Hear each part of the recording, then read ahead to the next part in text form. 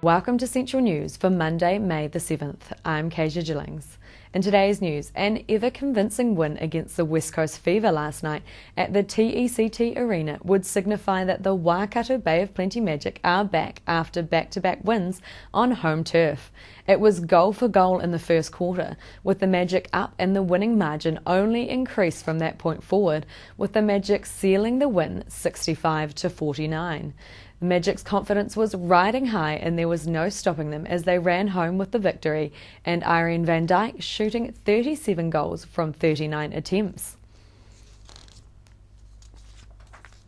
Tauranga environmentalists and enthusiasts were privy to Jeanette Fitzsimmons revealing the hidden coal economy in our nation. Environmentalist and former Green MP Jeanette Fitzsimmons says it is a myth that New Zealand uses very little coal. Well, we don't sit around open coal fires any longer, but we have a massive power station running on coal, or these days running on gas made from coal, which is just as bad. And Fonterra is our biggest user of coal. Not many people realise, I think, particularly in our export markets, that our clean, green milk and butter and cheese are actually made burning the dirtiest fuel. That could have an impact eventually on our economy when our customers start saying, I don't know that I want to buy dairy products that are produced using coal. We also use it for steel making, but the biggest thing is that we export a huge amount of coal, and we're poised on the brink of a massive increase in coal mining on the west coast and Southland around Huntly, and this is going to cause a really substantial increase in our climate change emissions. Jeanette's talk at the Tauranga Environment Centre is just one of many talks planned by the centre as part of the International Year of Sustainable Energy for All.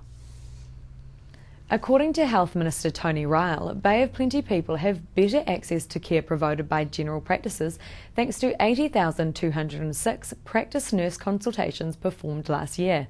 Nurse Rosemary Minnow says media has been a contributing factor to how nurses are received, but there is a greater appreciation of nurses developing with the new GP team set up. I think on an individual basis, patients are thankful that they've got, they like the idea that they've got a nurse that knows about them, particularly in general practice in particular, because we do have that relationship building. Nurses are very good at communicating, they're very good at educating patients, they're very good at hearing, getting to know the patient, and the patients tend to tell them things that they don't tell the doctors because the doctors are seen to be too busy. But I don't think that nurses are appreciated as much for their skills and knowledge as they could be, and I think the media's had something to play in that, because nurses, when you think about their image in the media, you always get that sort of sex pot, sexy sort of perspective on nursing, whereas nurses out now have got postgraduate degrees, there's nurse practitioners who can diagnose and treat, and there's a whole lot of skills out there that probably patients don't sort of tend to understand as much as that caring person in front of them that they can talk to. So yeah, individually they probably do. When it comes to the Special Olympics, not much is heard about it, but according to Tauranga Basketball's Mark Rogers, the Special Olympics is benefiting the community more than you may realise. There's great life skills, great opportunities, teamwork, all those sort of things that you get from playing sport that should be available to everybody, so it's just a continuation of what we do. Time to check out our region's weather. Both cities hit highs of 18 today with similar temperatures in store tomorrow.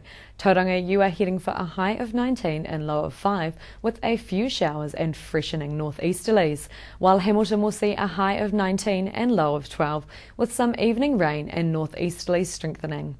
Coming up after the break, we talk to Parafed Bay of Plenty, find out how you can get free Wi-Fi in the CBD, and have all you need to know about the Be Bright road safety campaign.